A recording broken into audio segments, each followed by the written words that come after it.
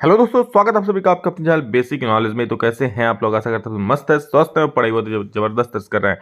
दोस्तों, आप लोग पता है आप लोग मॉडल पेपर जारी कर दिया गया है और आज हम लोग इसमें देखने वाले आप लोगों का जो सब्जेक्टिव पेपर है। जी हाँ दोस्तों, साइंस का मैंने ऑब्जेक्टिव का सॉल्यूशन अपलोड कर दिया है। इसमें हम लोग सब्जेक्टिव क्वेश्चंस को देखने वाले हैं और उसका डिटेल सॉल्यूशन विद एक्सप्लेनेशन हर एक कुछ चीज को बता भी देंगे, समझा भी देंगे, ताकि एग्जाम में कोई दिक्कत ना रहे। ठीक है, आपका भी साइंस को ये सब क्वेश्चन पढ़े हो या नहीं पढ़े हो, एक एक चीज समझ में आ जाएगा। बस वीडियो को ध्यान से देखिएगा, हर एक चीज समझ में आ जाएगा और आप लोग एग्जाम के लिए काफी ज्यादा महत्वपूर्ण है। इसमें से बहुत सारे सवाल एग्जाम में पूछ जाएंगे। एक एक करके सारे सॉल्यूशन अपलोड हो रहे हैं। इसके बाद सोशल साइंस का अपलोड कर दूंगा, मैथ का भी अपलोड कर दूंगा। चैनल को सब्सक्राइब करके रख लीजिए दोस्तों, हर एक चीज का सॉल्यूशन पाने के लिए। और हाँ, एक चीज अपने दोस्तों को जरूर शेयर कीजिए। जितना ज्यादा दोस्तों को शेयर कीजिएगा उतना आपके दोस्त को भी पता चलेगा, हाँ चलिए भाई यहाँ भी पढ़ लेते हैं, ताकि उन्हें भी हेल्प हो जाए। और उनका हेल्प होगा तो कहीं ना कहीं आपका जरूर हेल्प होगा। किसी हेल्प करने से दोस्तों अच्छा ही होता है। तो चलिए शुरू करते हैं दोस्तों। इसका पीडीएफ आप लोग को, इस सॉल्यूशन का पीडीएफ हमारे जो ऐप है टॉपर बनो, उसमें बिल्कुल फ्री उपलब्ध हो जाएगा। तो डिस्क्रिप्शन में टॉपर बनो का ऐप का लिंक दिया है, उसको जल्दी से डाउनलोड कर लीजिए। और अभी तक मुझे इंस्टाग्राम में नहीं जुड़े तो डिस्क्रिप्शन का लिंक है, जल्दी से जुड़ जाइए। देखिए दोस्तों, क्या है यहाँ पर साइंस सब्जेक्ट का है और यहाँ पर 1.5 घंटे का इसमें भी समय दिया जाएगा। 40 नंबर है। ठीक है, ये तो आपको हम पहले ही बताए थे कि जो 1 से 7 तक रहेगा वो लघु उत्तरीय प्रश्न रहेगा, जिसमें कि 5 प्रश्नों का उत्तर देना है। ठीक है, 7 में से प्रत्येक का 2 नंबर मिलेगा एक एक क्वेश्चन में।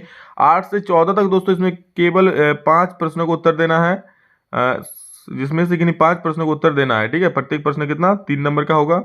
और जो 15 से 19 का जो दीर्घ उत्तरीय मतलब बड़े बड़े आंसर वाले हैं, इनमें से 3 प्रश्नों का उत्तर देना है, प्रत्येक 5 नंबर का है। तो चलिए देखते हैं और एक एक करके हम लोग सभी का आंसर को देखते हैं। देखिए यहाँ पर सब सवाल दिया हुआ है।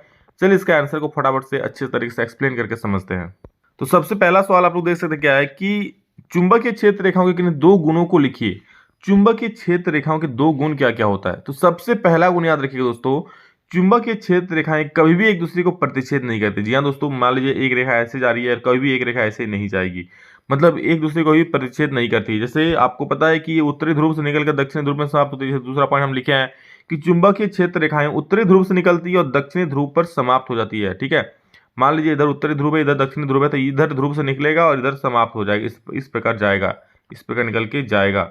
ठीक है, इस प्रकार निकल के इधर अंदर, लेकिन इस दौरान कभी भी ये इसको इंटरसेक्ट नहीं करेगी, मतलब काटेगी नहीं। मतलब चुंबकीय क्षेत्र का 2 गुण क्या क्या हो गया कि एक तो ये कभी भी एक दूसरे को काटती नहीं है, और क्या ये हमेशा उत्तरी ध्रुव से निकलकर दक्षिणी ध्रुव पर समाप्त हो जाती है।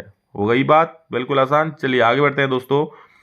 अवतल दर्पण में बनते हुए प्रतिबिंब का एक स्वच्छ किरण आरेख खींचिए जब वस्तु को वक्रता केंद्र पर रखा जाता है। और इससे अच्छा स्वच्छ और किरण आरेख क्या हो सकता है? ठीक है, जब वस्तु को वक्रता केंद्र यानी कि सी पर रखा जाए। तो देखिए वस्तु ए बी जो है यहाँ पर सी पर रख दिया गया है। ठीक है, एक दोस्तों इसको बनाने का नियम क्या है, एक जो इसका किरण जाएगा सीधा जाएगा। ठीक है, और एक फोकस से पार होगा। ये हो गया। अब जो सीधा जाएगा ना, वो टकराने के बाद जो परावर्तन होगा, जैसे ये हो गया टकराया, परावर्तन के बाद कहां से फोकस से पास होगा, तो ऐसे पास होगा और इधर चल जाएगा। और यहाँ जो जाएगा, ये रूल है इसका। ठीक है, तो टकराने के बाद क्या मुख्य अक्ष जो है, ये मुख्य अक्ष होता है। ठीक है, इसके समांतर निकल जाएगा। जहां पर ये दोनों रेखा काट रही है वहीं पर प्रतिबिंब बन जाएगा। तो यहाँ पर काट रही है, यहाँ पर प्रतिबिंब बन गया। कौन साइज का? उल्टा साइज का बन गया, आप लोग देख सकते हो। ठीक है, तो ये है दोस्तों क्या बोलते हैं, वक्रता केंद्र पर रखा हुआ जो कोई भी वस्तु है उसका प्रतिबिंब। यहाँ पर कहीं से भी पूछ सकता है, बोल देगा कि वक्रता केंद्र और फोकस के बीच रखे किसी वस्तु का प्रतिबिंब निकालिए। तो इसका जितना कंडीशन अच्छे से उसको देख लीजिए, बहुत ज्यादा इंपॉर्टेंट है। इस एग्जाम में कोई एक सवाल इससे जरूर रहेगा आप लोग का। ठीक है, हो सकता है बोल देगा फोकस पर रखने पर कहां पर बनेगा, फोकस और पोल के बीच में रखने पर कहां पर बनेगा। तो ये सारा चीज देख लीजिएगा, बहुत इंपॉर्टेंट आप लोगों के लिए, और मैं बता दूंगा आप लोगों को। ठीक है, क्या देखिए प्रतिबिंब की स्थिति क्या हो गया, सी पर बन रहा है। प्रतिबिंब की प्रकृति क्या है, प्रकृति मतलब किस प्रकार का बन रहा है, वास्तविक की, और वास्तविक बन रहा है कि आभासी बन रहा है, उल्टा बन रहा है कि सीधा बन रहा है। तो देखिए वास्तविक मतलब क्या होता है, ये दर्पण हो गया, ये अवतल दर्पण है। ठीक है, अगर दर्पण के आगे बन जा रहा है तो वास्तविक, अगर दर्पण के पीछे बनेगा तो आभासी। बट यहाँ पर तो सब दर्पण का आगे बन रहा है, यहाँ बन रहा है, तो इसलिए बोले वास्तविक। और ध्यान से सुन लीजिए, बिल्कुल दिमाग में घुसा लीजिए, अगर वास्तविक हो रहा है प्रतिबिंब तो उल्टा ही बनेगा। कभी भी अगर प्रतिबिंब वास्तविक मतलब दर्पण के आगे बन रहा है तो उल्टा ही बनेगा, दर्पण के पीछे अगर बन रहा है तो सीधा बनेगा। समझ रहे हो, मतलब वास्तविक बनेगा तो उल्टा होगा और आभासी बनेगा तो सीधा होगा। तो इसलिए वास्तविक और उल्टा। और कौन साइज का बन रहा है, ना बड़ा ना छोटा भैया, बिल्कुल समान साइज का बन रहा है ये। समझ रहे हो। अगला क्वेश्चन देखिए, उभयधर्मी ऑक्साइड किसे कहते हैं, उदाहरण दीजिए। तो उभयधर्मी ऑक्साइड ऐसे धातु के ऑक्साइड जिनमें अम्लीय और क्षारीय दोनों तरह के गुण पाए जाते हैं। ठीक है, ऐसे धातु के ऑक्साइड जो अम्लीय और क्षारीय दोनों गुण पाए जाते हैं जिनमें, उसे उभयधर्मी ऑक्साइड कहते हैं। या फिर आप ऐसे भी इसको लिख सकते हो कि ऐसे धातु के ऑक्साइड जो अम्ल और क्षार दोनों से अभिक्रिया करके लवण और जल प्रदान करते हैं। क्या? उभयधर्मी ऑक्साइड मतलब जो अम्ल और क्षार दोनों से अभिक्रिया कर लेता है और लवण और क्षार प्रदान करता है, तो उसे वो क्या बोलते हैं? उभयधर्मी ऑक्साइड। या फिर जिनमें अम्लीय और क्षारीय दोनों के गुण पाए जाते हैं उसे क्या बोलते हैं? उभयधर्मी ऑक्साइड। इसमें हो जाता है ZnO, Al2O3, ये सारी क्या उभयधर्मी ऑक्साइड है। ठीक है भाई साहब, ऑब्जेक्टिव में भी ये सवाल पूछ सकता है कि उभयधर्मी ऑक्साइड क्या है। 4 को ऑप्शन दे देगा तो आपको दोनों में से कोई एक सिलेक्ट करना होगा। ठीक है, यही दोनों है। आगे देखिए क्या है, आधुनिक आवर्त नियम क्या है? तो इस नियम के अनुसार तत्वों के रासायनिक एवं भौतिक गुणधर्म उसके परमाणु संख्याओं के आवर्ती फलन होते हैं। यानी कि जो आधुनिक आवर्त सारणी है उनका नियम क्या है, किस आधार पर सजाई गया है? तो किसके? उनके परमाणु संख्याओं के आधार पर, यानी कि परमाणु संख्या के आवर्ती फलन होते हैं, परमाणु संख्या के आधार पर ही उसको सजाई गया है। ठीक है, पित्त का क्या कार्य है? तो दोस्तों पित्त का 2 कार्य मैंने लिख दिया, देखिए यहाँ पर। पहला क्या कि ये भोजन के अम्लीय माध्यम को क्षारीय बनाता है। हम लोग जो खाते हैं दोस्तों कोई भी खाना, ठीक है, उसका अम्लीय माध्यम होता है। हमारे पेट में HCl गैस होता है, आपको पता है कि हाइड्रोक्लोरिक गैस हमारे पेट से उत्पन्न होता है। ठीक है, तो उसके माध्यम क्या बनाता है? क्षारीय बनाता है। भोजन के अम्लीय माध्यम को क्षारीय बनाता है कौन? पित्त। उसके बाद लाइपेज एंजाइम को सक्रिय करता है। कौन करता है? पित्त लाइपेज एंजाइम को भी सक्रिय करता है। नेक्स्ट क्वेश्चन बहुत ही अच्छा और बहुत ही इंपॉर्टेंट है कि खाद्य श्रृंखला किसे कहते हैं? उदाहरण दीजिए। तो देखिए भाई साहब, परितंत्र में हर एक जीव अपने भोजन के लिए अन्य जीवों पर निर्भर रहते हैं। बिल्कुल सही है, हम खुद अब दूसरों पर निर्भर रहते हैं ना। बोलेंगे नहीं सर, हम लोग खुद निर्भर नहीं रहते हैं, हम खुद खाना पकाते और खुद खा। तो अरे भाई साहब, खाना पकाते हो आपको खाना मिलती कहाँ से? साग सब्जी चाहिए तो भी पेड़ पौधे से आपको लेना पड़ेगा। मीट मछली चाहिए तो भी आप किसी दूसरे पर डिपेंड हो। मतलब खुद तो कुछ कर ही नहीं सकते हो, बिल्कुल नकारा हो। मतलब ऐसी बात नहीं है, मतलब खाने के लिए क्या हमेशा हमें दूसरों पर निर्भर रहते हैं। खुद कुछ तैयार करके नहीं खा सकते ना। रोटी खाते हैं अगर तो बोले सर आटा का प्रयोग करते हैं। आटा कहाँ? गेहूं से आता है। साग खाते हो कहाँ? साग का पौधा से आता है। ठीक है, सब्जी खाते हो गोभी, तो भी गोभी का पौधा से आता है। तो ये सारा चीज, मीट मछली खाओगे तो भी वो बकरा या फिर मछली से आता है। ठीक है, अंडा खाओगे तो मुर्गी से आएगा। तो ये चीज दूसरों पर निर्भर रहता है। बकरी किस पर निर्भर रहती है? घास पर निर्भर रहती है। तो एक खाद्य श्रृंखला बन जाता है। कैसे? जैसे घास हुआ, घास को कौन खा गया? बकरा खा गया। बकरा को कौन खा गया? भेड़िया खा गया। भेड़िया कौन खा गया? शेर खा गया। तो इस प्रकार एक श्रृंखला बन जाती है दोस्तों। ठीक है, उसे ही बोलते हैं खाद्य श्रृंखला। देखिए परितंत्र में मतलब ये जो आप लोग का पर्यावरण है, परितंत्र, जो हम लोग जितने सारे जीव जंतु मिलाकर जो परितंत्र का निर्माण कर रहे हैं, परितंत्र में हर एक जीव अपने भोजन के लिए अन्य जीवों पर निर्भर रहती है तथा आपस में एक श्रृंखला बनाती है, निर्भर रहती है। जैसे आपको दिखा है कि घास पर निर्भर है बकरी, बकरी पर निर्भर है भेड़िया, भेड़िया पर निर्भर है शेर, एक क्या बना रहा है? श्रृंखला बना रहा है। और इसे दोस्तों आहार श्रृंखला या खाद्य श्रृंखला कहते हैं। यही जो श्रृंखला बनेगा ना, इसे ही आहार श्रृंखला या खाद्य श्रृंखला बनेगा। तो बिल्कुल परितंत्र में हर एक जीव अपने भोजन के लिए अन्य जीवों पर निर्भर रहता है। ठीक है, तथा आपस में क्या बनाते हैं? श्रृंखला बना देती है इसके अनुसार, और इसे ही आहार श्रृंखला या खाद्य श्रृंखला बोलते हैं। जैसे देखिए घास को कौन खा रहा है? हिरन। हिरन कौन खा जा रहा है? बाघ। या फिर दूसरा और एक श्रृंखला ले लीजिए, घास कौन खा रहा है? कीट। छोटा मोटा जो कीट होता है, कीट को कौन खा जा रहा है? मेढक। मेढक कौन खा जा रहा है? सांप। सांप कौन खा जा रहा है? बाज। तो ये भी एक श्रृंखला बन जा रहा है। तो ये सब क्या है?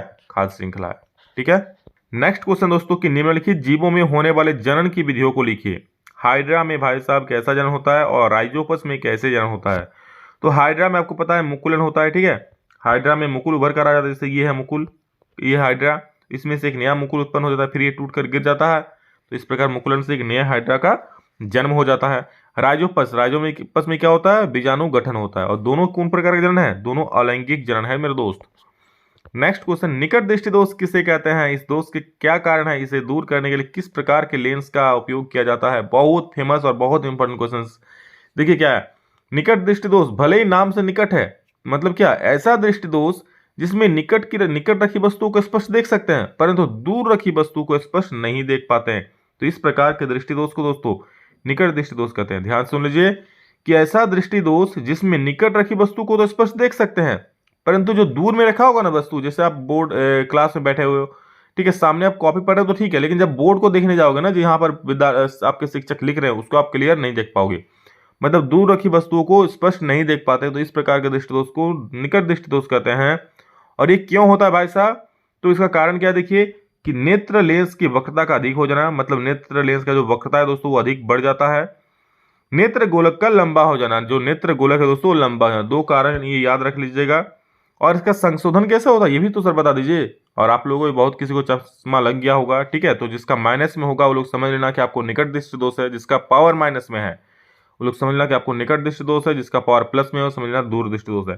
तो संशोधन किसके द्वारा होता है? निकट दृष्टि दोष के निवारण के लिए अवतल लेंस का उपयोग किया जाता है। समझ रहे हो? मतलब अवतल लेंस हमेशा जो फोकस दूरी इसमें होगा माइनस में, पावर जो किसमें होगा? माइनस में होगा। तो माइनस 0.25 हो सकता है पावर लग जाए, माइनस 0.20 लग जाए।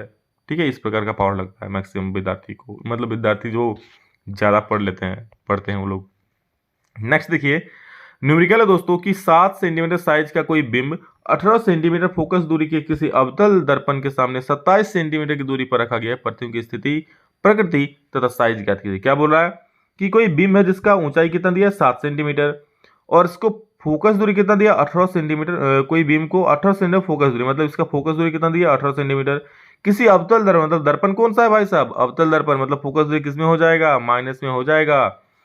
के सामने 27 सेंटीमीटर की दूरी पर रखा गया, मतलब वस्तु कितना दूरी पर रखा गया? 27, मतलब वस्तु की दूरी कितना दिया? 27 सेंटीमीटर। तो प्रतिबिंब की स्थिति, यानी कि आपको प्रतिबिंब की दूरी निकालना है, कितना दूरी पर बनेगा? प्रकृति निकालना है, कैसा होगा? वास्तविक होगा, उल्टा होगा। साइज निकालना है, कितना बड़ा होगा। तो चलिए शुरू करते हैं आज की ये न्यूमेरिकल। सबसे पहले जो दिया हुआ है देखिए, बिंब की ऊंचाई दे दिया है h बराबर 5 सेंटीमीटर, बिंब की दूरी दे दिया है कितना? 27 सेंटीमीटर। माइनस तो सर नहीं दिया है, माइनस कैसे दे दिए? तो हमेशा सुनिए, यू जब भी होगा, चाहे कोई भी दर्पण हो जाए, कोई भी लेंस हो जाए, यू हमेशा होता है माइनस में। Minus 27 centimetre. फोकस दूरी 18, तो सर माइनस ले लिए। बिल्कुल, अगर दर्पण है, अगर आप अवतल का बात कर रहे हो, ठीक है, अवतल दर्पण लो, अवतल लेंस लो, तो हमेशा उसका फोकस दूरी किस में लोगे? माइनस में लोगे। इतनी सी बात याद रखना, ठीक है। इतनी सी कहानी सबको है सुनानी, जानी पहचानी, चलो आगे एक कारवा है बनानी। प्रतिबिंब की दूरी भी निकालना है, प्रतिबिंब की साइज एच डैश निकालना है, और प्रतिबिंब की प्रकृति आपको बोलना है क्या होगा। तो सबसे पहले हम दर्पण सूत्र का प्रयोग करेंगे। सिंपल से एक बहुत ही प्यारा सूत्र होता है हमारा 1/f = 1/v + 1/u, ये दर्पण सूत्र होता है। और लेंस सूत्र क्या होता है? सिर्फ यहाँ पर दोस्तों हम लोग का माइनस लग जाता है, ठीक है। तो 1/f मतलब f का वैल्यू कितना दिया है? 18 -18, तो 1/-18 कर दिए, ठीक है। और u का वैल्यू कितना है? -27, तो 1/-27 कर दिए। आगे बढ़ेंगे दोस्तों, इसमें देखिए क्या है, माइनस यहाँ पर प्लस और माइनस, प्लस माइनस क्या हो जाएगा? माइनस, तो यहाँ माइनस कर दिए देखिए, ठीक है। और यहाँ पर आप क्या करेंगे, इधर -1/27 हो गया, तो -1/27 को जब इधर लाएंगे दोस्तों, यहाँ देखिए माइनस इधर, इधर लाके क्या हो जाएगा? प्लस में हो जाएगा। अब 18 और 27 का एलसीएम लीजिए, 54 एलसीएम हो जाएगा। 18 तिया 54, तो 3 बार तो -3, 27 दूनी 54, तो 2 1 कम 2 हो गया, ठीक है। तो -3 + 2 कट के हो जाएगा -1/54, तो भी बराबर आ जाएगा -54 सेंटीमीटर, यानी कि जो प्रतिबिंब की दूरी होगी वो क्या हो जाएगा? -54 सेंटीमीटर। अब दोस्तों माइनस आया, इसका मतलब क्या? तो जो आप लोग न्यूमेरिकल बताएंगे तो ना, जब चैप्टर को और अच्छे से बता देंगे, ध्यान सुन लीजिए। ये हो गया अवतल दर्पण, इधर जितना दूरी होता है ना सब माइनस में, इधर जितना दूरी सब प्लस में। तो माइनस आया मतलब प्रतिबिंब किधर बन रहा है? इधर ही बन रहा है। और मैंने कहा जब इधर कोई चीज बन रहा है ना, तो होता है वास्तविक, इधर बनता है तो क्या होता है? आभासी। ध्यान सुन लीजिए, इधर कोई भी चीज अगर बनता है तो वास्तविक होगा, इधर अगर प्रतिबिंब बन रहा है तो आभासी। तो इधर बन जा रहा है सर, कैसे जाने इधर बन रहा है? क्योंकि ये माइनस में दिया है, तो माइनस में दिया है तो इधर होगा सर। बिल्कुल, अगर इधर इधर जो भी वस्तु होगा उसका साइन क्या आ जाएगा? माइनस में आ जाएगा। माइनस है तो इधर है तो वास्तविक है, और वास्तविक हुआ तो क्या होगा? उल्टा हो जाएगा। चलिए इसका ऊंचाई भी निकाल लेते हैं। हमको दोस्तों आवर्धन का फॉर्मूला पता ही क्या होता है? m = -v/u = h-h। ये आवर्धन का सिंपल सा प्यारा सा बहुत ही छोटा सा फॉर्मूला है।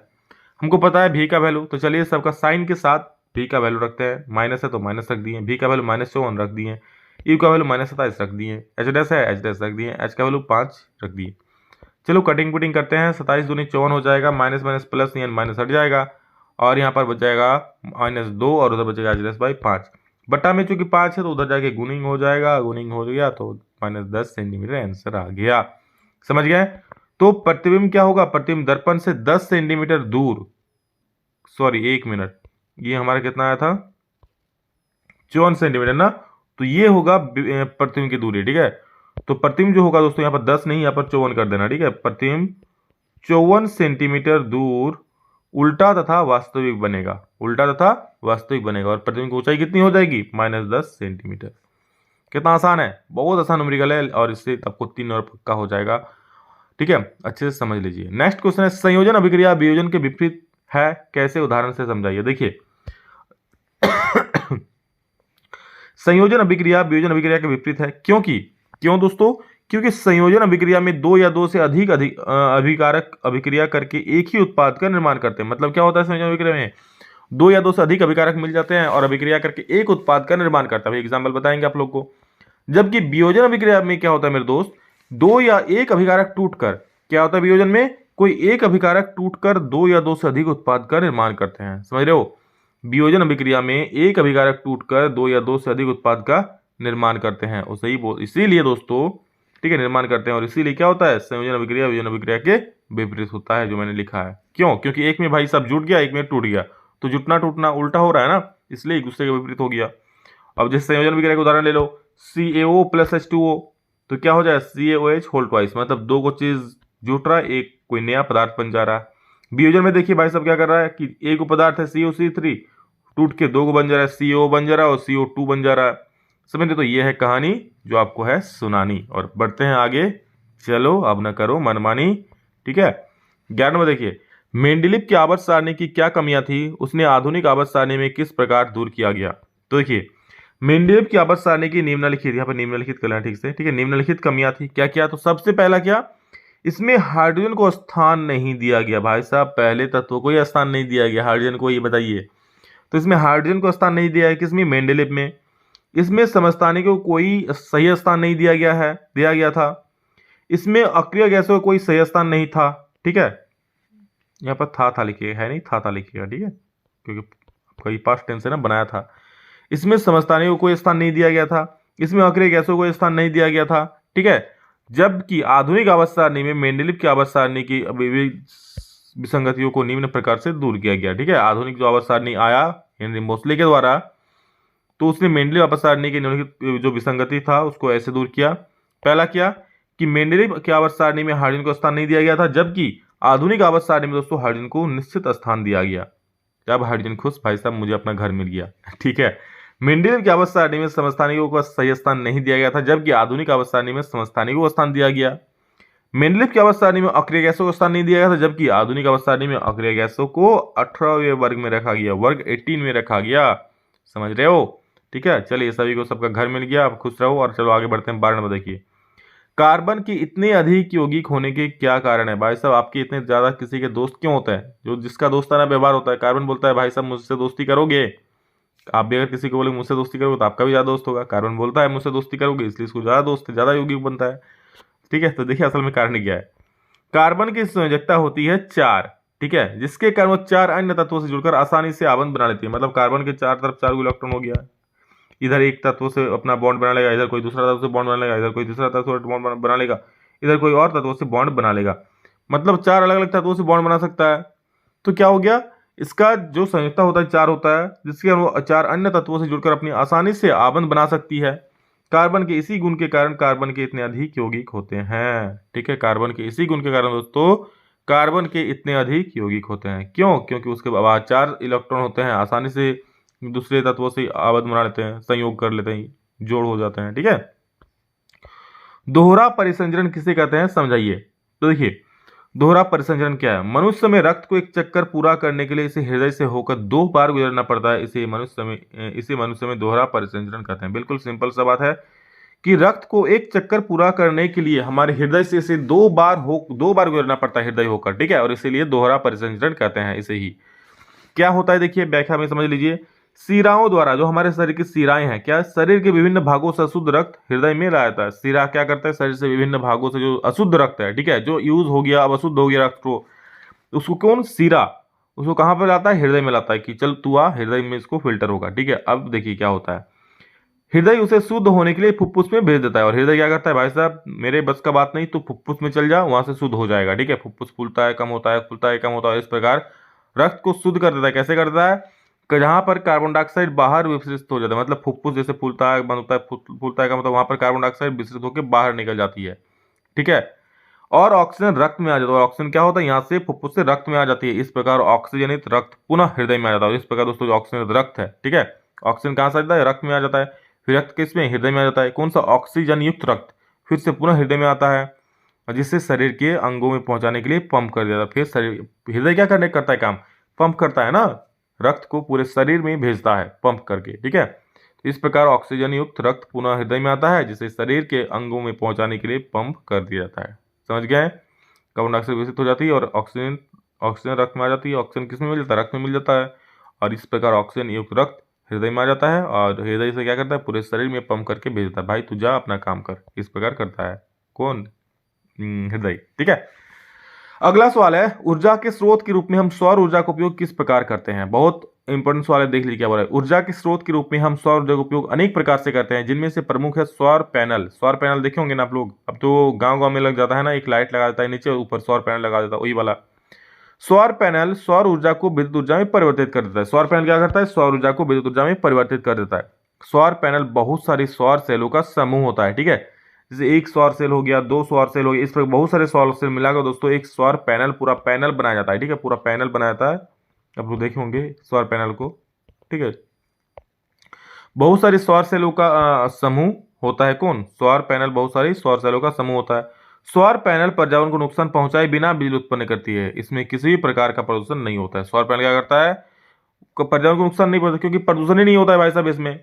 सौर पैनल के से सौर सेलों में सिलिकॉन का उपयोग किया जाता है। सौर पैनल के जो सौर सेल है दोस्तों, उसमें किसका उपयोग किया जाता है, सिलिकॉन का। डायरेक्ट ऑब्जेक्ट में पूछता है कि सौर सेल में किसका, कौन सा धातु का प्रयोग किया जाता है, तो माना सिलिकॉन। ठीक है, सौर पैनल का रखरखाव सस्ता है, इसलिए आजकल सौर पैनल का उपयोग बहुतायत मात्रा में करके बिजली उत्पादन किया जा रहा है। और इसके अलावा सौर कुकर के रूप में भी सौर ऊर्जा का उपयोग दोस्तों किया जाता है। ठीक है, समझ गए, बिल्कुल आसान सा है, इजी लैंग्वेज में, तो समझ लो। नेक्स्ट क्वेश्चन क्या है, किसी चालक का प्रतिरोध किन कारकों पर निर्भर करता है। तो इसके आप सिंपल से एक फॉर्मूला याद रख लेना। कौन सा formula sir, R equal to rho L by A. Sir rho क्या, ये पदार्थ की प्रकृति है कि कोई भी तार किसका बना हुआ है, तांबा का बना हुआ है, एल्युमिनियम का बना हुआ है। ठीक है, यहाँ पर लो एल मतलब तार की लंबाई और एरिया मतलब तार का क्षेत्र होता है ना, अनुप्रस्थ काट का क्षेत्रफल, ये वाला क्षेत्रफल टू। ठीक है, गोल टाइप का होता है तार का, वो वाला। तो सबसे पहला देखिए R equal to rho L by A किया ना, आर इक्वल टू क्या कर दिया हम, रो एल बाई ए। तो सबसे पहला देखिए चालक तार की लंबाई, किसी चालक तार का प्रतिरोध उसकी लंबाई के समानुपाती होता है, मतलब जितना आप लंबाई बढ़ोगे उतना प्रतिरोध बढ़ेगा, समझ रहे हो। चालक तार की लंबाई के समानुपाती होता है कौन, प्रतिरोध। R is directly proportional to L लिखा हुआ है। नेक्स्ट क्वेश्चन देखिए, नेक्स्ट पॉइंट, चालक के अनुप्रस्थ काट का क्षेत्रफल, ये जो मतलब तार है इसका अनुप्रस्थ काट का जो क्षेत्रफल है वो चीज। किसी चालक का प्रतिरोध उसके अनुप्रस्थ काट के क्षेत्रफल का व्युत्क्रमानुपाती होता है। यानी कि दोस्तों यहाँ पर उल्टा हो गया क्या, व्युत्क्रमानुपाती, यानी कि जितना आप क्षेत्रफल बढ़ाओगे उतना धारा घटेगी। देखिए पतला तार है, क्या है, क्षेत्रफल कम है, वही मोटा तार कर दो, देखो क्षेत्रफल बढ़ गया ना, यहाँ पर धारा आसानी से बह जाएगी, आसानी से पार हो जाएगी ना धारा। तो समझ रहे हो, जितना मोटा तार उतना प्रतिरोध कम, इसलिए व्युत्क्रमानुपाती हो जाएगा। क्या लिखा है, किसी चालक तार का प्रतिरोध उसके अनुप्रस्थ काट के क्षेत्रफल का व्युत्क्रमानुपाती होता है। अनुप्रस्थ काट के क्षेत्रफल उसका व्युत्क्रमानुपाती, मतलब जितना आप क्षेत्रफल बढ़ाओगे उतना प्रतिरोध क्या होगा, घटेगा। नेक्स्ट पॉइंट क्या है, R is directly proportional to 1/a, यानी कि एरिया का उल्टा हो गया, 1/a हो गया। ठीक है, किसी चालक का प्रतिरोध उस चालक के पदार्थ की प्रकृति पर निर्भर करता है, और ये जो आपको बताया रो बताया ना, R equal to rho L by A, तो ये पदार्थ की प्रकृति पर भी निर्भर करता है।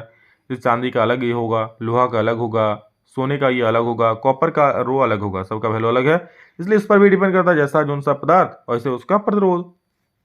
ठीक है, नेक्स्ट क्वेश्चन है, किसी चालक का प्रतिरोध उस चालक के पदार्थ की प्रकृति, तो हो गया।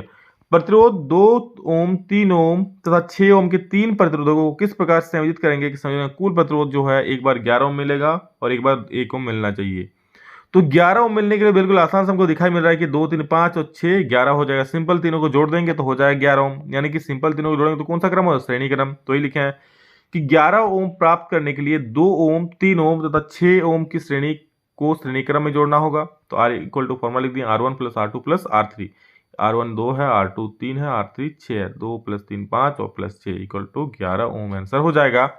नेक्स्ट में दोस्तों 11 ओम लाना है। ठीक है तो 11 ओम लाओगे तो 2 3 और 6 को दोस्तों पार्श्वक्रम में जोड़ दोगे तो 11 ओम आ जाएगा। तो वही लिखे हैं कि सॉरी 1 ओम लाना है। 1 ओम प्राप्त करने के लिए तीनों प्रतिरोधों को पार्श्वक्रम में जोड़ना होगा। चलिए पार्श्वक्रम का फॉर्मूला लिख देते हैं। पार्श्वक्रम का फॉर्मूला क्या होता है दोस्त, 1/r equal to 1/r1 plus 1/r2 और प्लस 1/r3, यही वाला फॉर्मूला मैंने यहाँ पर लिखा है। तो बस सबको बटा कर 1/2 प्लस 1/3 प्लस 1/6। ठीक है, तो 1/2 1/3 1/6 सभी का एलसीएम कितना हो जाएगा, 12 हो जाएगा। यहाँ पर 6 हो जाएगा प्लस 3 4 12, तो 1 4 4 हो जाएगा और प्लस यहाँ पर 6 दूनी 12, 1 दूनी 2 हो जाएगा। ठीक है, तो क्या होगा 6 4 10 और 2 12, 12/12 कट जाएगा। ठीक है, एक बार में तो यहाँ पर आंसर क्या हो जाएगा 1 हो ओम हो गया। कितना आसान है, ठीक है। अब देखिए 16 नंबर, डायनेमो क्या है, यह किस सिद्धांत पर कार्य करता है। प्रत्यावर्ती धारा डायनेमो की बनावट एवं कार्य का वर्णन कीजिए। बहुत फेमस सवाल और एग्जाम में लगभग लगभग छप ही चुका होगा। ये डायनेमो मतलब होता है दोस्तों विद्युत जनित्र। तो या तो आप विद्युत जनित्र पढ़ लो या फिर आप विद्युत मोटर पढ़ लो, दोनों में से एक सवाल तो बिल्कुल फिक्स है भाई साहब, 5 नंबर में आने वाला है। तो दोनों को अच्छे से कर लीजिए, मैं अच्छे से और करा दूंगा। और यहाँ तो आप समझा ही रहा हूँ, देखिए क्या है।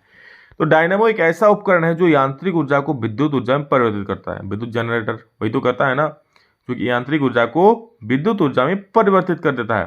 सिद्धांत क्या, तो ये विद्युत चुंबकीय प्रेरण के सिद्धांत पर कार्य करता है। कौन सा सिद्धांत पर, तो ये विद्युत चुंबकीय प्रेरण के सिद्धांत पर कार्य करता है। अब देखिए प्रत्यावर्ती धारा डायनेमो बोला है ना, तो प्रत्यावर्ती धारा डायनेमो क्या होता है, जो डायनेमो यांत्रिक ऊर्जा को प्रत्यावर्ती धारा में परिवर्तित करता है उसे प्रत्यावर्ती धारा डायनेमो या जनरेटर कहते हैं। मतलब क्या करता है, ये यांत्रिक ऊर्जा को प्रत्यावर्ती धारा यानी कि एसी यानी कि अल्टरनेटिंग करंट में परिवर्तित कर देता है, उसे ही प्रत्यावर्ती धारा या डायनेमो या जनरेटर कहते हैं। ठीक है, प्रत्यावर्ती धारा डायनेमो या जनरेटर कहते हैं। प्रत्यावर्ती धारा डायनेमो की बनावट एवं कार्य का वर्णन। कैसे बनावट है, क्या कार्य होता है वो देखिए। तो विद्युत जनित्र विद्युत चुंबकीय प्रेरण के सिद्धांत पर कार्य करती है। ठीक है, जब किसी चुंबक क्षेत्र में जनित्र की कुंडली को घुमाए तो कुंडली में विद्युत धारा प्रेरित होती है। तो सिद्धांत हो गया, ये आपके लिखिए ना लिखिए कोई दिक्कत नहीं, मैंने पहले भी सिद्धांत लिखा दिया है। ठीक है, आगे देखिए। अब इसकी ये देखिए यहाँ जो है इसका बनावट है, इसका फिगर दिया हुआ है। दो चुंबक रखा है, एक नॉर्थ पोल का है, एक साउथ पोल का है। उसके बीच में एक आर्मेचर है। ठीक है, ये लोहे तार का बना हुआ होता है। यहाँ दो ब्रूस होता है। ठीक है, चलिए यहाँ देखिए क्या लिखा है। विद्युत जनित्र में एक आयताकार कुंडली एबीसीडी होती है। ये देखिए जो एबीसीडी है ना, आपका लिखा एबीसीडी एक आयताकार कुंडली है। ठीक, जो एक शक्तिशाली चुंबक के दो ध्रुवों के बीच रखा होता है। ये देखिए चुंबक है दो, ठीक है, इन दो ध्रुवों के बीच नॉर्थ पोल और साउथ पोल के बीच में रखा है। ये जो आयताकार कुंडली है, कुंडली का दोनों सिरा क्रमशः R1 एवं R2 वलयों से जुड़ा होता है। ये देखिए वलय है, ये वो देखिए यहाँ पर एक गोल है और यहाँ पर एक गोल है, इस प्रकार का लगा हुआ है ना। ये दोनों दोस्तों क्या है, ये दोनों दोस्तों वलय है। ठीक है, तो कुंडली का दोनों सिरा देखिए इधर B1 से जुड़ा है और यहाँ पर B2 से जुड़ा है। तो B1 B2 क्या है दोस्तों, B1 B2 ब्रश है, लेकिन R1 R2 क्या है, R1 R2 यहाँ पर वलय है। ठीक है, रिंग, ये देखिए। फिर क्या बोला, विभक्त वलय R1 ब्रूस B1 से तथा विभक्त वलय R2 ब्रूस B2 से जुड़ा है। मतलब देखिए जो वलय R1 है दोस्तों वो B1 से जुड़ा हुआ है। B1 ब्रूस कहाँ पर है, B1 ब्रूस देखिए यहाँ पर छोटा सा इस प्रकार का गोल है। ठीक है, और उसके बाहर दोस्तों एक इस प्रकार का बना होता है, उसको ब्रूस बोलते हैं। यहाँ देखिए छोटा सा आपको दिख रहा होगा। ठीक है, ये देखिए, एक मिनट, ये देखिए। ठीक है, थोड़ा सा वो हो गया ब्रूस, वहां भी है एक और यहाँ भी है एक। ये दो ब्रूस है B1 B2। तो B1 से कौन कनेक्टेड है, R2 कनेक्टेड है। ठीक है, B1 से कौन कनेक्टेड है, यहाँ पर एक मिनट, B1 से आप लोग का R1 कनेक्ट है। ठीक है, देख सकते हो ये क्या है, ये R1 लिखा है ना, ये R1 है और ये जो वलय है क्या R2 है। तो वही चीज लिखे हैं कि विभक्त वलय R1 ब्रूस B1 से तथा विभक्त वलय R2 ब्रूस B2 से जुड़ा है। दोनों ब्रूसों को एक गैल्वेनोमीटर से जोड़ दिया था। दोनों ब्रूसों किससे, एक गैल्वेनोमीटर से जोड़ देते हैं। ब्रूस क्या है, देखिए यहाँ पर ब्रूस से इसको निकाल के गैल्वेनोमीटर से जोड़ दिया, यहाँ से निकाल के जोड़ दिया गैल्वेनोमीटर। तो ये है दोस्तों बनावट। अब क्रियाविधि का वर्णन करेंगे। देखिए जब कुंडली को चुंबक क्षेत्र में इस प्रकार घुमाया जाता है कि भुजा AB ऊपर की ओर तथा भुजा CD नीचे की ओर गति करे। ठीक है, भुजा AB ऊपर की ओर मतलब ये ऊपर की ओर जाएगा और जो CD है दोस्तों नीचे की ओर। अब ऑब्वियसली बात है ये ऊपर जाएगा तो एक तो नीचे ही जाएगा ना, नीचे की ओर जाएगा। ठीक है, गति करे। तब फ्लेमिंग के दाएं हाथ के नियम के अनुसार कुंडली में धारा की दिशा ABCD की ओर होगी। तब दोस्तों फ्लेमिंग का दाएं हाथ का नियम लगा देना। ठीक है, दाएं हाथ का नियम लगा तो धारा होगा किधर होगा, ABCD, मतलब ऐसे धारा घूमेगा, ऐसे करके जाएगा, ऐसे करके धारा घूमेगा। ठीक है, इस तरीके से जाएगा। ठीक, अब नेक्स्ट बात क्या करेंगे। ठीक है, यदि कुंडली में फेरों की संख्या अधिक हो तो एक शक्तिशाली धारा का निर्माण होता है। अब फेरों की संख्या बढ़ा दोगे कुंडली में तो और क्या, शक्तिशाली धारा निर्माण हो जाएगा। आधे चक्कर के बाद भुजा AB नीचे की ओर तथा भुजा CD ऊपर की ओर गति करते हैं। जैसे आधा चक्कर घूम लेगा, देखिए अभी इधर है। ठीक है, पूरा चक्कर घुमा भी नहीं है, इधर घूम गया, यहाँ पर आ गया AB, यहाँ पर आ गया CD। समझ लीजिए अभी AB घूम रहा है, एकदम शांत दिमाग से समझिए। AB घूम गया रहा है, CD भी घूम रहा है। AB जा रहा है ऊपर, CD जा रहा है नीचे। घूम गया, आधा चक्कर घुमा तो AB कहाँ होगा, आधा चक्कर बाद यहाँ पर आ जाएगा AB और CD कहाँ पर हो जाएगा, यहाँ पर हो जाएगा CD, यहाँ पर हो जाएगा AD। ठीक है, अब जो है दोस्तों CD किधर जाएगा, CD जाएगा नीचे। अब सॉरी CD बोल रहे हैं, अब जाएगा AB, यहाँ पर AB आ जाएगा तो AB जाएगा नीचे और यहाँ CD था, CD जाएगा ऊपर। ठीक है, आपको अगर समझ में थोड़ी दिक्कत हो रहा है तो थोड़ा सा बैक कर लीजिए और अच्छे समझ में आएगा। ठीक है, बहुत ही आसान चीज है। तो अब क्या होगा आधा चक्कर के बाद कि भुजा ए बी नीचे की ओर तथा भुजा सी डी ऊपर की ओर गति करती है अथवा विद्युत धारा की दिशा डीसीबीए की ओर बहने लगती है। यानी कि अब विद्युत धारा भी बदल जाती है, जैसे अभी इधर घूम रहा है तो अब इसका धारा बदल जाएगा, अब ये इधर घूमेगा, इधर आने लगेगा। समझ रहे हो? तो यही तो है अल्टरनेटिंग करंट। ठीक है, तो बोल दिए वो चीज कि आप लोग का, हाँ, डीसीबीए की ओर हो जाती है। धारा की दिशा में परिवर्तन प्रत्येक आधे चक्र के बाद, धारा की दिशा किधर, प्रत्येक आधे चक्र के बाद बदल जाती है। ऐसी धारा जो प्रत्येक आधे चक्र के बाद अपनी दिशा परिवर्तन करे उसे प्रत्यावर्ती धारा कहते हैं। और इसे ही तो बोलता है एसी करंट, अल्टरनेटिंग करंट। जो हम लोग घर का इलेक्ट्रिसिटी जो हम लोग आता है वो क्या है, एसी करंट है। प्रत्येक आधा चक्र के बाद अपना दिशा बदल लेता है। प्रत्यावर्ती धारा उत्पन्न करने वाली युक्ति को प्रत्यावर्ती धारा जनित्र कहते हैं। ठीक है, तो ये चीज रहा आप लोग का, बहुत ही अच्छा है, अच्छे समझ लीजिए। 5 नंबर भैया फिक्स है इससे। विद्युत मोटर का भी अलग से बोल देंगे, उसको भी जरूर देख लेना। अब यहाँ पर कुछ प्यारा प्यारा सा संतुलित समीकरण दिया, उसको संतुलित करना। चलिए एक एक को हम लोग देख लेते हैं। सबसे पहला है दोस्तों N2 + H2 गिव्स NH3। तो यहाँ पर देखिए इसको सॉल्व कैसे करेंगे। इधर N2 है तो मैंने N2 लिख दिया। यहाँ पर सबसे ज्यादा डिफरेंस क्या में है, H3 में। तो H3 के हुए 3 को, 3 को तो हम कर नहीं सकते हैं, तो उसका डबल कर सकते हैं 6 को। 3 को आप 4 भी नहीं कर सकते हो, 5 भी नहीं कर सकते हो, 6 कर सकते हो। कैसे, डबल करके। तो हाइड्रोजन 6 हो सकता है ना, तो मैंने इसको 6 कर दिया। आगे में क्या दे दिया, 3 दे दिया, तो हाइड्रोजन 6 हो गया। अब हाइड्रोजन 6 हो गया तो इधर भी 6 करना है, क्योंकि इधर 3 है, तो आगे में क्या दे दिया हम, 2, तो 2NH3, 6 हाइड्रोजन हो गया। 2 नाइट्रोजन हो गया, इधर तो 2 नाइट्रोजन है ही। नेक्स्ट क्वेश्चन देखिए दोस्तों क्या है, Fe + H2O gives Fe3O4 + H2। Fe इधर के हुआ 3 गो है, इधर से बच रहा है 1 गो है, तो हम 3 को दे दिए, इसको हो गया। उसके बाद ऑक्सीजन इधर कितना है, 4 गो, इधर एक ही ऑक्सीजन है, इसको 4 करना पड़ेगा ना, तो हम आगे में अब, और 4 मतलब यहाँ ऐसा नहीं कि H2O सर लिखा हुआ है हम यहाँ पे 4 दें, ऑक्सीजन की 4, बिल्कुल कभी नहीं, गलत हो जाएगा। जब भी 4 दोगे तो उसके आगे में दोगे, कोई भी संख्या लिखोगे हमेशा तत्व के आगे में लिखोगे। H2 हो गया। अब हो गया काम, क्या हो गया, Fe3O4। अब देखिए ऑक्सीजन हो गया 4 ठो, बट ऑक्सीजन को 4 को करने के चक्कर में यहाँ हाइड्रोजन 2 गो था ना, अब क्या हो गया, 8 गो हाइड्रोजन हो गया। तो 2 गो तो पहले संतुलित था, बट 8 गो हाइड्रोजन हो गया, तो इधर भी 8 गो करना पड़ेगा ना। तो पहले 2 गो था, पहले हम उसके आगे में 4 रख दिए, तो 4H2 हो गया, 8 गो H2 हो गया ना, 8 गो हाइड्रोजन हो गया संतुलित। अब बोल रहा है NaCl + AgNO3 gives AgCl + NaNO3। दोस्तों ये संतुलित समीकरण है ही, इसमें कोई भी संतुलित करने वाला बात ही नहीं है। H2 + Cl2 gives HCl। तो बिल्कुल 2 2 है, आगे में 2 दीजिए, हो गया संतुलित। देखिए 2 को 2 करके है ना, तो आगे में यहाँ 2 लिख दीजिए, हो गया HCl संतुलित। नेक्स्ट क्वेश्चन है Mg + HCl गिव्स, क्या हो जाए, MgCl2 + H2। इसको संतुलित करिए तो कैसा होगा, देखिए Mg है प्लस HCl है, इधर क्लोरीन 1 गो है, इधर क्लोरीन 2 गो है, मतलब हमको क्लोरीन 2 करना होगा, तो क्या करेंगे, आगे में 2 दे देंगे। तो 2 दे देंगे तो मेरा हाइड्रोजन भी 2 हो जाएगा, तो हाइड्रोजन 2 तो क्या होगा, इधर तो हाइड्रोजन 2 है ही। ठीक है, तो हो गया पूरा संतुलित। तो इसी प्रकार से आप लोग को करना है। ठीक है, नेक्स्ट क्वेश्चन देखिए क्या आप लोग का, एक मानव पाचन तंत्र का, ठीक है, मानव, एक मिनट, ये क्वेश्चन कहाँ गया, हाँ, मनुष्य के पाचन तंत्र का नामांकित चित्र बनाए। 5 नंबर भैया आप मिल जाएगा, सिर्फ इतना सा अगर आप आंख देते हो, छवि बना देते हो इसका। ठीक है, ये पाचन तंत्र, स्क्रीनशॉट ले लीजिए, इसको आप लोग छाप देना, और जो इसका जो नाम लिखा, नाम सब जरूर लिखना, तभी 5 नंबर मिलेगा। ठीक है, तो ज्यादा से ज्यादा प्रैक्टिस करना दोस्तों, आसान हो जाएगा। प्रैक्टिस करना 5-6 बार, इसको बनाना, नाम को लिखने का प्रैक्टिस करना, हो जाएगा। ठीक है, मेहनत से क्या नहीं संभव होता है, और बच्चे ही लिखते हैं जाके, तो आप भी क्यों नहीं सकोगे, अच्छे से कर लेना, हो जाओगे। ठीक है, ये देखो चित्र है, या इसको छाप लेना। नेक्स्ट क्वेश्चन है, मानव के बच्चे में लिंग निर्धारण को समझाएं। मतलब बच्चा का जन्म, लड़का का जन्म, लड़की का जन्म कैसे होता है, समझाइए। अब देखिए, मानवों में लिंग का निर्धारण विशेष लिंग गुणसूत्रों के आधार पर होता है। विशेष लिंग गुणसूत्र होता है हमारे शरीर में, उसके आधार पर होता है। क्या, नर में दोस्तों XY गुणसूत्र और मादा में XX गुणसूत्र होते हैं। इससे स्पष्ट है मादा के पास Y गुणसूत्र होता ही नहीं है। ठीक है, नर के पास क्या XY है, मादा के पास XY है क्या, नहीं है, उनके पास XX गुणसूत्र है। और इससे स्पष्ट होता है कि मादा के पास Y गुणसूत्र होता ही नहीं है। जब नर मादा के संयोग से संतान उत्पन्न होती है तो मादा किसी भी अवस्था में नर शिशु को उत्पन्न नहीं कर सकती। क्यों, क्योंकि नर के लिए XY का होना आवश्यक है। नर क्या होता है, नर में XY होता है, मादा में XX होता है ना।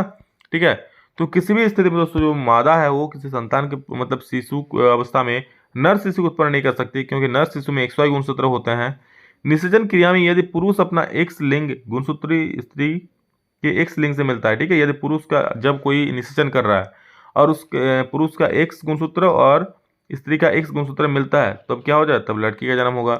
वहीं अगर दोस्तों यहाँ देखिए, इससे XX जुड़ा बनेगा, अतः संतान लड़की के रूप में होगी। लेकिन जब पुरुष का Y गुणसूत्र, जब पुरुष का X नहीं Y आ जाएगा और इसका तो X आएगा ही, तो इसका y आ गया और इसका x आ गया, तो xy हो गया। ठीक है, तो xy जब हो जाएगा दोस्तों समझ लो, यहाँ पर ये तो निश्चय करेगा तो xy बनेगा।